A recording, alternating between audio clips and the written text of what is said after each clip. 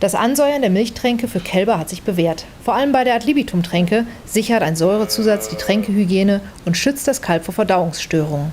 Das richtige Vorgehen beim Zusatz der Säure spielt eine entscheidende Rolle für den Erfolg. Füllen Sie zunächst die Vollmilch in die Tränkeeimer oder das Milchtaxi bzw. rühren Sie den Milchaustauscher entsprechend der Angabe auf dem Sack an. Zur Ansäuerung eignen sich am besten spezielle, flüssige Säuremischungen wie beispielsweise Schaumazid Drink. Der Ziel-pH-Wert für eine stabile Tränke liegt bei 5,5. Um diesen pH-Wert zu erreichen, benötigen Sie für die Vollmilchtränke etwa 3 bis 3,5 Milliliter Schaumazid Drink pro Liter Tränke. Für die Milchaustauschertränke reicht je nach Milchaustauscher eine Säuremenge von 1,5 bis 2 Milliliter pro Liter Tränke aus. Für die Ansäuerung von 100 Liter Milchaustauschertränke benötigen Sie somit zwischen 100 und 150 Milliliter Schaumazid Drink.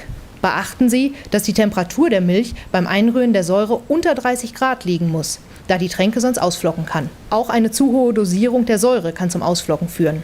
Messen Sie die benötigte Säuremenge korrekt ab und rühren Sie diese zügig in die Tränke ein. Jetzt kann die Milch verfüttert werden. Fragen Sie Ihren Schaumann-Fachberater nach individuellen Tränkekonzepten für Ihre Kälberaufzucht. Wir wünschen Ihnen weiterhin viel Erfolg im Stall.